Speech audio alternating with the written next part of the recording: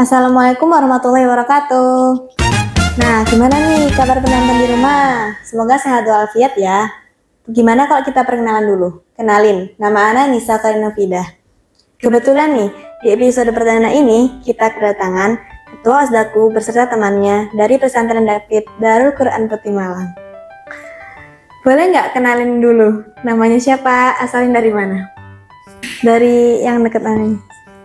Kenalin, nama Ana Quinsa Aira. Ana tinggal di Jogja, sekarang Ana duduk di kelas 9. Kenalin, nama Ana Hanifah Izabila. Ana tinggalnya di Bali, sekarang Ana kelas 9 juga. Karena kalian udah kelas 9 nih, boleh nggak cerita dikit gimana kok bisa nyasar ke Pesantren David Darul Quran Putih Malang? Dari Uti Quinsa dulu. Kalau Ana sendiri tuh dari TK sama SD tuh Daku dulu TK sama SD-nya tuh di full di Tangerang. Dari kecil ya? Dari kecil tuh dari Daku, udah tau Daku. Terus TK SD tuh di full di Tangerang, terus dari kelas 4 itu udah pengen banget masuk Malang. Terus soalnya tuh ayah sering banget ngajak ke Malang, kayak ayo kita ke Malang, ke pesantren Malang, pesantren David Malang gitu kan, ke Malang. Akhirnya ayo. Terus pas udah lulus SD, tanya lagi tuh tetap mau masuk Malang apa mau masuk mana gitu kan, apa mau di mana gitu. Terus akhirnya Ana jawab mau tetap ngekeh di Malang, apapun pokoknya Malang kayak gitu. Kalau Tiza gimana? Kalau Ana sendiri itu awalnya dari mama. Jadi mama tuh dulu pas anak kecil sering banget nontonin Hafiz Indonesia yang acaranya biasanya tuh bulan Ramadan. Terus pas mama lagi nonton, itu tuh ada Ayah Yusuf, sama di belakang Ayah Yusuf tuh kayak ada santri-santrinya gitu loh. Di situ tuh mama tuh kayak udah ambisi, Penasaran gitu? Iya, awalnya tuh nyari-nyari aja, ternyata bagus. Terus mama berambisi buat nyekolahin 3 anaknya ini di Daku semua. Nah, pas hari pertama nih, apa yang paling berkesan di hari pertama itu? Gimana tuh? Ceritain coba. Kalau hari pertama tuh lucunya itu adalah kita tuh udah sama-sama kenal dari awal datang. Jadi sebelum datang tuh kita udah tahu namanya Udah Iza, chatan gitu? Udah chattingan. Udah nanya-nanyain kebutuhan di pondok tuh apa yang dibawa biar sama, biar nggak malu kan, kalau beda malu gitu. Udah saling pop-up juga itu. Iya, pop-up sepatu pantopel ya gitu-gitu. Pokoknya udah chattingan, udah deket gitu kan. Terus pas banget datang ke sini tuh kita tuh datangnya bareng. Hari yang sama gitu kan. Barengan gitu? Barengan. Jadi sebelum datang itu kita ada janjian di chat kayak kamu datang jam berapa gitu kan. Enggak habis zuhur. Oh iya, nanti aku juga habis zuhur gitu. Terus pas banget nyampe mobilnya barengan. Kita tuh nyampe mobilnya tuh barengan. Di lapangan tuh barengan. Terus kayak karena tuh kan udah, jadi tuh sama angkatan tuh udah kenal 4 orang awalnya, udah berempat tuh udah saling kenal, udah settingan gitu. Terus jadi udah ada yang tahu Ana sama Iza gitu kan. Ada nggak semacam culture shock gitu? Atau biasa aja atau gimana? Pasti ada banget. Apa tuh? Boleh Culture ceritain shock Ana nggak? dia. Culture shock Ana tuh dia banget culture shock Ana. Orang teraneh, orang yang nggak pernah temuin di mana-mana tuh dia. Yang buat Ana shock di pondok juga dia. Sampai sekarang, sampai detik ini orang yang nggak ketebak tuh dia. Dari kelas 7 sampai kelas 9 sampai sekarang aja. Dia pokoknya dia. Dari awal sampai sekarang nih? Iya, dari awal sampai sekarang. Kalau Tiza gimana? Apa nih yang menurut kamu, menurut Uti Iza itu kayak membuat culture shock gitu di hari pertama di sini? Pas hari pertama apa ya? Kaget ini sih sama uti-utinya. Kan ada Osdaku, terus kayak biasanya kan kalau di rumah tuh paling cuma mamain cerewet-cerewet, ini tuh kakak kelas gitu yang nasihatin. Udah cerewet terus dapat hukuman jadi, kan. Effort ya. Nah, kayak di pondok biasa gitu? Iya, ngajarin di pondok sih. Cuma kan tuh waktu itu anak baru kan, jadi belum paham apa-apa, jadi kayak takut sama Utinya, serem. Tapi ternyata waktu udah deket sama Utinya baik banget, malah kayak ngayomin kita, baik banget pokoknya tuh. Sama kaget, di sini pakai bahasa Arab ya. Iya, bahasa kayak ngobrolnya tuh kayak syukron gitu ya? Iya, kayak apa imbuhan bahasa Arab tuh bagi dia susah. Karena baru pertama kali. Itu yang membuat kalian tuh culture shock ya? Iya. Ngobrol kegiatan harian nih, berat nggak sih atau malah bikin bete atau happy? Berat banget. Karena tuh kebetulan tuh berat banget karena kan bagi Ana anak mama banget, misalnya deket sama orang tua. Ana tuh tipe anak-anak yang deket sama orang tua gitu kan. Jadi masuk pondok yang harus pisah sama orang tua tuh lumayan menguji kesabaran, menguji mental juga. Kayak, waduh apa-apa biasanya cerita sama mama, cerita sama kakak, sama ayah tuh. Kebiasaan gitu. Iya, tiba-tiba nggak bisa cerita, kayak nge-stuck di situ ceritanya, kayak harus nunggu apa aja. Awal-awal kan nggak boleh ngirim surat, nggak boleh nelfon, nggak boleh menghubungi sama sekali gitu. Jadi, tapi ya kayak ada aja caranya, kayak kita boleh ngirim surat cuman buat minta barang, minta kebutuhan. Tapi ada aja kita selipin mah gimana kangen, pengen pulang gitu. Pasti ada gitu. Kalau Uti Iza gimana? Berat karena dulu pas SD kan bukan nggak dibiasain. Dulu pas SD tuh Ana tuh kayak malas bersosialisasi dengan banyak orang. Iya, ini kalau ini kan dulu tuh tertutup gitu anaknya kan? Enggak juga sih, ya bisa dibilang gitulah. Kalau dia tuh dulu pas SD tuh tampil sana sini, terus sering ikut kegiatan. Kalau Ana tuh jujur aja Ana tuh orangnya mageran banget. Jadi pas kesini dengan banyaknya aktivitas, kita bersosialisasi dengan banyak orang, itu awal-awal tuh nggak kebiasa karena benar-benar nguras energi sih. Iya, dia tuh kayak so introvert gitu. Bukan introvert, aslinya nggak introvert, aslinya extrovert banget. Sumpah kalau di kamar apa gitu extrovert. Cuma mageran doang gitu ya? Cuman magernya aja yang nggak pernah bisa ketolong sampai sekarang. Sebagai santri, apa hal yang paling sulit yang harus kamu hadapin? Dan gimana sih cara ngatasinnya? Dari Uti Pinsa boleh? Hal paling sulit itu hafalan ya, mungkin hafalan kalau lagi moodnya lagi nggak bagus pasti itu. Tapi kan kalau misalnya tuh pasti ada cara buat diri, cara dari diri. Iya, cara dari pasti hafalan ya, karena kan kalau moodnya lagi nggak bagus atau lagi dapet itu kan pasti moodnya naik turun banget. Tapi pasti kita tuh punya cara sendiri buat ngilangin itu gitu, buat ngatur itu. Tapi kalau misalnya bareng-bareng mungkin susahnya pas pertama kali jadi osdaku, karena kan nggak pernah disuruh membina santri, disuruh membawa santri menjadi ini. Itu tuh berat di ananya tuh berat banget waktu awal jadi osdaku. Tapi ternyata setelah dijalanin dengan support ustazah dan teman-teman yang lain, alhamdulillahnya jadi gampang dan jadi ringan semuanya. Kalau Uti Iza gimana? Kalau dari Ana sendiri tuh sama sih, Ana juga kalau misalnya hafalannya lagi naik turun banget, tuh kayak rasanya tuh kayak jedar gitu. Terus inget banget pertama kali pas jadi osdaku itu, Ana tuh diangkat jadi osdaku bagian itu tuh karena Ana tuh lenjeh, Ana tuh centil banget orangnya, jadi Ana tuh diangkat jadi bagian itu. Makanya tadi kalau misalnya dibilang introvert nggak percaya kan, misalnya centil orangnya, centil banget gitu, centil cantik banget gitu loh. Amin dong. Nah, di pesantren itu kan pasti kalian bergaul nih sama banyak orang. Sempat ada konflik gitu nggak sesama temen? Ada dong pasti. Ya ini konfliknya Ana tuh sama dia. Ana tuh dari kelas itu tuh berantemnya, ributnya, apa-apa tuh sama dia. Tengkarnya, pakai hal kecil aja tuh kita ributin. Dari kelas 7? Dari kelas 7 sampai kelas 9. Sampai kelas 9 itu masih aja yang kayak kalau misalnya ribut masalah hal kecil tuh kita yang ribut. Adu mulut, adu nasib tuh semuanya sama dia. Boleh nggak ceritain kecil aja dikit aja? Apa ya? Paling dulu waktu kelas 7, Titi tuh ngadain hias kelas aja. Hias kamar. Itu tuh cuman, nah pas banget pas dibagi tuh anak kerja bareng dia. Bener-bener ini kerjanya sama Iza ini. Terus kita kerja tuh yang kerja, dia tuh nggak kerja, dia tidur. Mana emosi dong kayak. Itu namanya ngantuk. Iya. Oke, ngantuk, cuman tuh real dari awal lomba tuh dia nggak kerja gitu loh. Terus pas debat dia si paling menikmati hasil kerja dia itu.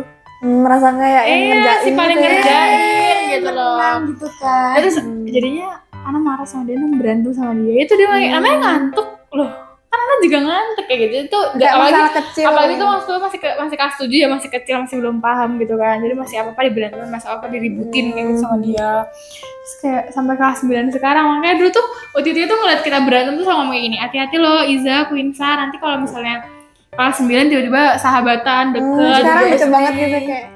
Ya mungkin doa ututnya jadi itu kali ya, jadi kebetulan doa. tuh malaikat lagi lewat gitu pas ututnya lagi ngomong. Jadi langsung dijabah sama Allah tuh kayak ya udah akhirnya kelas 9 jadi deket. Terus dia jadi nggak bisa lepas sama Ana banget gitu loh. Misalnya kayak di kamar kan, kamarnya tuh banyak lemari ya, jadi kesekat-sekat gitu kan kamar kita. Nah dia tuh bukan di bagian Ana apalagi berdiri bukan di bagian ranjang Ana gitu. Terus habis itu dan teriak tuh dari bagian dia kayak Winsa di mana? Nyariin gitu ya. Nyariin dia kayak apa Za? Ana jawab gitu tuh. Oh iya nggak jadi kenapa cuma nanyain aja takutnya nanti hilang kayak ya kan nggak mungkin juga hilang ya gabut banget Ana hilang kayak ya udah nggak apa-apa jadi dia sekarang paling di antara teman-teman yang lain Paling paling nggak bisa nempel. lepas paling mepel tuh dia orangnya apa juga kayak nangis marah semuanya tuh sekarang ke Ana dia tuh kayak misalnya sakit hati karena Dulu apa tengkar-tengkar, nggak gitu, dapet sekarang apa dapet. itu tuh ke Ana Queen ini nggak ini kayak Queen ini nggak ini Queen itu tuh ke Ana itu tuh pasti ke Ana nggak mungkin nggak ke Ana tuh kayak sehari dia nggak ngomong sama Ana kalau di rumah nggak ngasih Ana tuh hidup dia nggak tenang Kayak nggak afdal gitu rasanya. ya kayak harus- Queen dia harus gini ceritain. Queen itu kayak itu tuh harus ke Ana kalau nggak ke Ana tuh nggak bisa karena nggak direspon dengan baik yang lain. Nah, kalau bully nih, pernah nggak di sini ada bully? Enggak, sama kelas 7. Paling sama ya, sekali ya? Paling konflik berantem kecil tapi habis itu ya langsung minta maaf langsung maafan langsung baik-baik lagi gitu. Yang nggak serius banget gitu kan? enggak sih. Paling ya udah berantem biasa, Ya, paling kayak manggil-manggil aja yang kayak macam-macam. Selama di pesantren ada nggak kejadian seru yang menurut kalian tuh kayak nggak bisa dilupain? ada dong pasti. Apa tuh? Ceritain dong. Coba. Jadi waktu kelas 8 itu Ini kok apa ya? Alhamdulillahnya pondok kita tuh mewah banget. Mewah banget. Mewah banget karena mepet banget sama. Tapi tuh emang itu tuh susah ditemui loh guys. Kayak pondok kita apalagi kalau dari depan kamar itu tuh 4 gunung langsung terlihat dari kamar kita. Jadi tuh kayak Asri asri banget. banget. Asri banget. Jadi kayak mau Seger gitu ya, adem. Iya. Iya, jadi kayak mau nengok sejauh mata memandang pun tetap kelihatan asrinya. Tetap sawah kemanapun lihatnya pasti tetap sawah tujuannya. Jadi enak asri banget. terus waktu itu uti-utinya tuh lagi pada tasmi. Yang uti-uti kan kita lagi kelas 8. Jadi yang kelas 9 tuh lagi pada tasmi. Terus karena kita tuh kayak ngide gitu loh, ayo ke belakang yuk, ke sawah. Kemudian di belakang pondok tuh ada kayak aliran air buat ke sawah-sawah gitu. Dia tuh ini bagian bawahnya tuh udah disemen gitu. Nah di situ lucunya kita mandi, terus kita Seluncuran di situ dan alhamdulillahnya kayak tuh mungkin- perosotan gitu. Mungkin Allah tuh ngasih anak tunjukkan mungkin Allah tuh ngasih anak petunjuk. Apa sih? Oh, Petunjuk. mungkin Allah tuh ngasih anak petunjuk kali ya kayak pas mereka ayo anak tuh nggak mau. Jadi mereka udah jalan ke atas buat seluncuran dari atas ke bawah. Anak kan di bawah tuh nungguin mereka anak duduk gitu di bawah. Jadi lupa kotoran manusia lewat di kaki anak.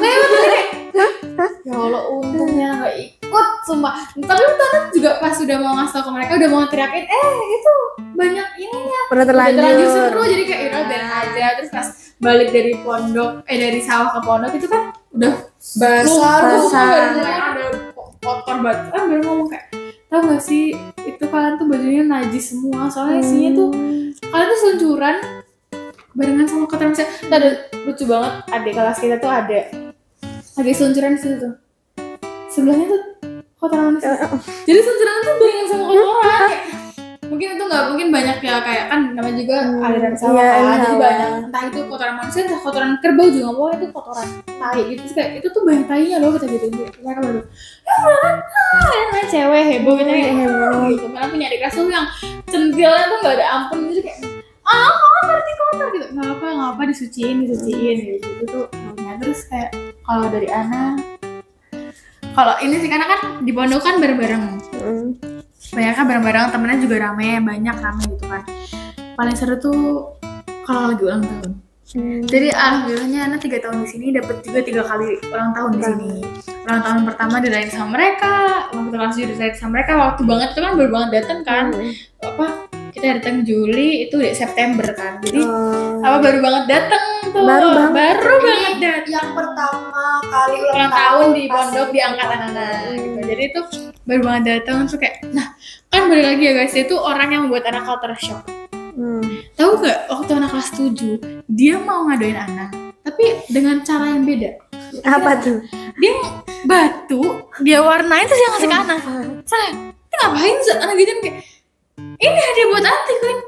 Kan sih ini. Anaknya unik gitu ya. Bukan unik lagi sih tapi kan kayak ya udah pagi dulu kan kita masih berantem kan jadi perkara batu di warnanya itu berantem kayak Anti ngapain ngasih gini ini berarti itu kita berantem berantem, tahu berantem diem-diem Hal kita kecil yang sampai berantem gitu. iya sampai berantem. Tapi kalau udah kelas 8 udah elit mungkin dia jadi kayak udah glow up juga di kelas 8 dia udah ngasih batu, tapi ternyata di kelas 9 ngasih batu lagi, tapi nggak apa-apa terima dengan baik. Soalnya tuh batu kelas 9 tuh kayak lebih elit gitu loh. Iya, terus di kelas 9 tuh paling berkesan soalnya kayak dirayain satu pondok sama di kelas sama saja. Terus mama datang ke pondok. Happy jadi banget pasti kan. seneng, paling seru tuh kayak gitu kalau ada ulang tahun tuh jadi kita ngerayain satu sama lain gitu loh. Bareng-bareng. Apa kayak ngebales kayak kan kemarin ulang tahun dirayain, nanti ulang tahun kita Besok dirayain juga. Jadi kayak serunya itu kayak kebersamaan tuh kerasa gitu.